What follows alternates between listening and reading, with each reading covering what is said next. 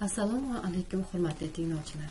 Men Termiz davlat pedagogika instituti boshlang'ich ta'limda matematika va ona tili kafedrasi o'qituvchisi O'roqova Sharofatxon Saidqul qizi sizlar bilan matematika o'qitish metodikasi fanidan ixtisoslashtirilgan boshlang'ich sinflarda matematika o'qitish, oz kompleksli maktablarda matematika o'qitish xususiyatlari mavzusida ma'ruza mashg'ulotini yoritib berishga harakat qilaman. Demak, rejalarimiz quyidagilardan iborat. Ixtisoslashtirilgan boshlang'ich sinfda matematika o'qitishni tashkil etish, ixtisoslashgan sinflarda darsda va darsdan tashqari mashg'ulotlarda masalalar yechish metodikasi, oz kompleksli maktablar haqida ma'lumot, oz kompleksli maktabda o'quv ishini tashkil etishning xususiyatlari, oz kompleksli maktabda dars o'tishning taxminiy rejasi kabilardan iborat. O'quv tarbiya jarayonini tashkil etish, o'qitishning qancha davom etishi va muddatlari, o'quv rejalari, dasturlar, kalendar, o'quv jadvali O'zbekiston Respublikasi Xalq ta'limi vazirligining tegishli normativ hujjatlari va umumta'lim muassasasining ustavi bilan tartibga solinadi. Ta'lim jarayoni ayrim fanlar chuqur o'rganiladigan ixtisoslashtirilgan sinflar va ixtisoslashtirilgan maktablarda 2-9 sinflarning maxsus o'quv rejalari va dasturlari bo'yicha tashkil etiladi. O'quvchilarni 1-sinfdan boshlab o'qishga qabul qiladigan umumta'lim muassasalarida fanlarni chuqur o'rganish 2-sinfdan boshlanadi. Ixtisoslashtirilgan maktab internatlarda o'quv tarbiya jarayoni 5-9 sinflar doirasida maxsus o'quv rejalari va dasturlar bo'yicha tashkil etiladi. Ayrim fanlar chuqur o'rganiladigan ixtisoslashtirilgan sinflarda va ixtisoslashtirilgan maktablarda o'quv tarbiya jarayoni 2-4 sinflarda o'quvchilarning kamol topishini, ularning ovoz chiqarib o'qish, yozish, sanoqni, o'quv faoliyatining asosiy malaka va ko'nikmalarini, ijodiy tafakkur qilish elementlarini, o'quv harakatlarini o'zi nazorat qilishchi ko'nikmalarini, xulq-atvor va nutq madaniyatini, shaxsiy gigiyena va sog'lom turmush tarzi asoslarini egallab olishini ta'minlaydi. Bunda o'quvchilarning individual xususiyatlari, gumanitar, tabiiy, ilmiy va estetik fanlarga bo'lgan qobiliyatlari o'rganiladi. Hamda o'qish tamom bo'lgandan keyin o'rganish, psixologik pedagogik diagnostika natijalari hisobga olingan holda ularni bundan keyin o'qishga yo'naltirishni tanlash bo'yicha tavsiyalar qabul qilinadi.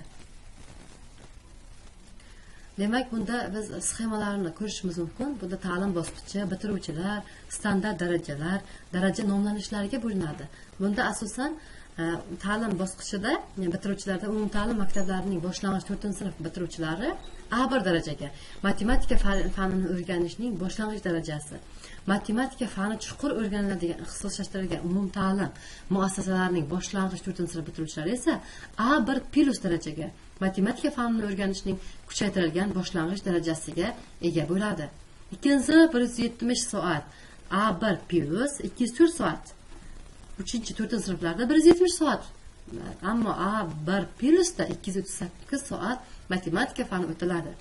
Matematikaga ixtisoslashgan sinflarda o'qitishda ushbu omillarni kiritamiz. O'quvchilarda o'qishga bo'lgan bilim va ko'nikmalarni shakllantirish, o'qish jarayoniga bo'lgan mas'uliyatni tarbiyalash, o'z kuchiga, qobiliyatiga bo'ladigan ishonchni tarbiyalash, matematika keyingi ishlar uchun qurol ekanligiga ishonchlilikni tarbiyalashdan iborat.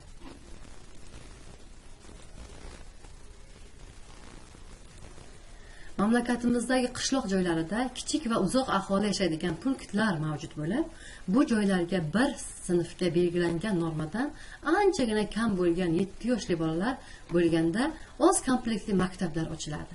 Bu shunday maktabki, unda bir o'qituvchi bir vaqtda bir necha sinfda ishlaydi. Bu sinflarda soni 3 tadan 30 tagacha o'quvchi bo'lishi mumkin.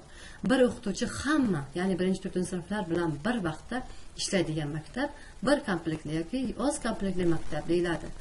Ikkita bir kompleksli maktab deb aytalik. Demak, ikkita o'qituvchi 3 ta, ba'zan 4 ta sinf bilan ishlaydigan maktab 2 kompleksli maktab deyiladi.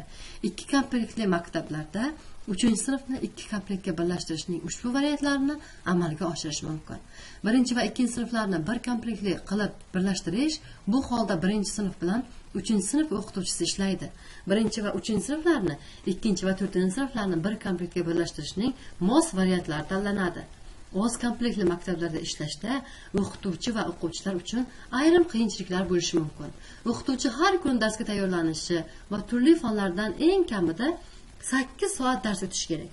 Oz kompleksli maktablarda darslar bo'yicha reja tuzish oddiy maktabda bir sinf bilan ishlashdagiga qaraganda ko'p vaqt talab qiladi.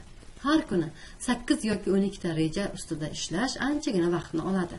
Bularning hammasi o'qituvchidan tegishli bilimlarni bilishdan tashqari maksimal darajada kuch, sabot, uyushqoqlik, matonat, qat'iyatlikni talab qiladi. O'quvchilarning bir necha sinfga diqqat e'tiborini taqsimlashi juda qiyin. O'qituvchi bir sinf bilan darsning yarmi yoki 3dan 1 qismi davomida shug'ullanishga, darsning qolgan vaqtida o'quvchilar mustaqil ishlashiga to'g'ri keladi. O'quvchilar mustaqil ish bajarayotganida o'qituvchidan yordam olishi qiyin. Chunki bu vaqtda o'qituvchi boshqa sinf bilan band bo'ladi. Bir sinf o'quvchilari ayni vaqtda o'qituvchi rahbarligida ishlayotgan boshqa sinf o'quvchilarini xalaqit berishiga qaramay, mustaqil ishlashlari talab etiladi. Shunga qaramay o'z kompleksli maktab o'quvchilari uchun qator afzalliklar ham mavjud. Sinf o'quvchilari sonining kamligi, ba'zan 2-3 ta o'quvchi. Bu o'qituvchiga tez-tez so'rab turish, o'quvchilar bilimidagi kamchiliklarni topish va ularni tuzatish imkoniyatlarini beradi. Oz kompleksli maktablarda o'quvchi daftarlarini tekshirishga oz vaqt sarflaydi. U bu daftarlar orqali o'quvchi qanday va nimadan qiynalayotganini oson aniqlaydi. Oz kompleksli maktablar maktab xususiyatiga ko'ra o'quvchi darsining taxminan 3dan 1 qismida mustaqil ishlashga to'g'ri keladi. Buning o'quv maqsadlaridan tashqari katta tarbiyaviy ahamiyati ham bor.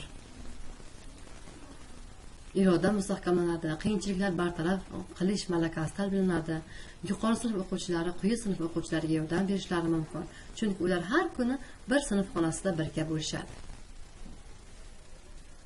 Darslarni rejalashtirish ham o'z kompleksli maktablarda ish tashkil qilishni aniqlab beruvchi omillardan biridir. Buni rejalashtirish esa har xil ishlarni bir necha sinf bir vaqtda bajarishni ta'minlashdan iborat. Dars jadvali tuzish to'g'risidagi keng tavsiyalar shuni ko'rsatmoqdaki, bunga binoan 1,5 yillikda har kuni oldingi 1-2 dars faqat 1-sinf bilan o'tkaziladi. Bunga kundalik darslar sonini 6 taga yetkazish yo'li bilan erishib bo'ladi. Buning uchun darslar vaqtini 30 minutgacha qisqartirish kerak bo'ladi. Masalan, bir kompleksli maktablarda dushanba kuni uchun dars jadvali quyidagicha. Demak, 1-sinflar 2 darsni oldin o'qiydi va 2 darsni oldin tugatadi. O'qituvchi uchun eng og'ir soatlar 3 va 4 soatlardir.